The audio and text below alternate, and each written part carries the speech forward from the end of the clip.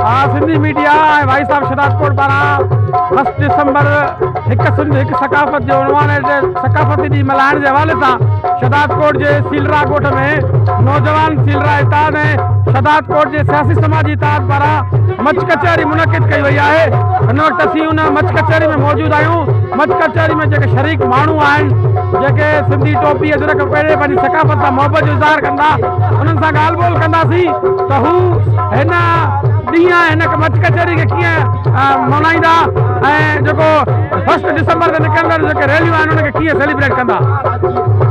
ज़बरदस्त प्रोग्राम आहे। जॾहिं की सकाफ़त जी ॻाल्हि थींदी आहे दुनिया में जॾहिं सकाफ़त जी ॻाल्हि ईंदी आहे त पहिरियों अवल सिंध आहे जेको असांजी पुराणी तहज़ीब आहे। जॾहिं बि दिसंबर खां अॻु में असां सकाफ़त ॾियारो मल्हाईंदा आहियूं त हर घर मां हिकु नौजवान पंहिंजे अजरक ऐं टोपी पाए ऐं मच कचहरियुनि जो रुख कंदा आहिनि ऐं ज़बरदस्त प्रोग्राम मल्हाईंदा आहिनि ऐं पूरी दुनिया खे इहो मैसेज ॾींदा आहियूं असां सिंधी त असां सिंधी हिकु आहियूं ऐं असांजी सकाफ़त दुनिया में सभ खां वधीक आहे ऐं हीउ असांजो जेको प्रोग्राम आहे तमामु बहितरीनु आहे ऐं तव्हांखे वेलकम चवंदा। साईं तमामु ज़बरदस्त सिंध हिकु सकाफ़त जे अनवान सां हीअ मच कचहरी कोठाई वई आहे ऐं भाई साहब शदात कोट जे समूरे सथ खे असां मुबारकबाद पेश कयूं था जिन अहिड़ो समा असांजे लाइ मुनक़िद कयो आहे। सियासी समाजी इताद तरफ़ां ऐं नौजवान सीलरा इताद तरफ़ां अॼु मच कचहरी मुनक़िद कई वई आहे ऐं अहिड़नि ख़तरनि में जॾहिं सिंध जे मथां लातादाद ख़तरा हुजनि हिकु सिंध हिकु सकाफ़त जे उनवान सां जेसि ताईं प्रोग्राम मुनक़िद कयो आहे ऐं समूरनि दोस्तनि खे असां मुबारक पेश कयूं था तमामु बहितरीनु महसूसु कयूं था।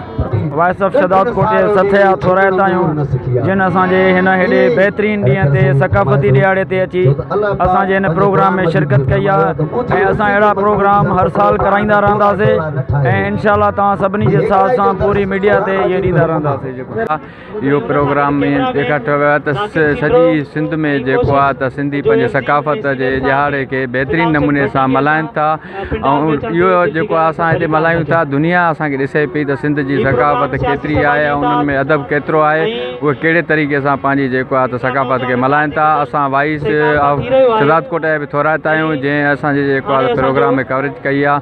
असांजी सकाफ़त आहे हिन वक़्तु सिंध हिकु असांजी सकाफ़त हिकु हुन इशू ते असां हिन साल ही प्रोग्राम मच कचहरीअ जो बंदोबस्तु कयो आहे। उन में सभिनी सिंधियुनि खे मुबारक ऐं सभु जेके बि चैनल आहिनि उन्हनि सभिनी खे मुबारकूं जो हर साल हीअ प्रोग्राम रचाईंदा अचनि था ऐं सिंध जी सूंहं जेका आहे सॼी दुनिया ताईं पहुचाइनि था।